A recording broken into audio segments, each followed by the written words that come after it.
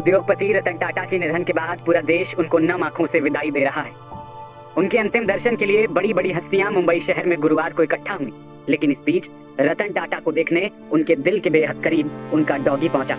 उनके पार्थिव शरीर के पास पहुंचते ही उसने कुछ ऐसा किया जिसे देखकर वहां खड़े सबका दिल पसीज गया। गोवा नाम का उनका डॉगी रतन टाटा के पास पहुंचते ही कुछ परेशान सा दिखने लगा। डॉगी गोवा की केयरटेकर उसे वहां से चलने के लिए कहती हुई सुनाई दी, लेकिन वो रतन टाटा को छोड़ने के लिए राजी नहीं होता दिख रहा था। रतन टाटा के प्रति एक जानवर का लगाव देख वहां पर खड़े सबकी आंखें नम हो रही थी। कहते हैं कि रतन टाटा को जानवरों से खासा लगाव था, जिसमें खासकर कुत्ते शामिल थे, और उनके अंतिम दर्शन से सामने आई ये तस्वीरें साफ बयां कर रही हैं कि वो जानवरों से कितना प्यार करते थे, जिसके बदले में उन्हें भी खूब सारा प्यार मिल रहा है।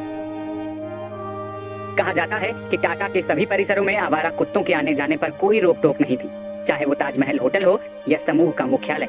और यही कारण है कि उनके आखिरी दर्शन के लिए उनके पालतू पेट गोवा को भी लाया गया था। रतन टाटा के पेट गोवा को लेकर उनके केयरटेकर ने बताया कि ये पिछले 11 सालों से हमारे साथ है। जब हम वहाँ पिकनिक मनाने गए थे तो सुरक्षा गार्ड इस कुत्ते को गोवा से ले आए थे।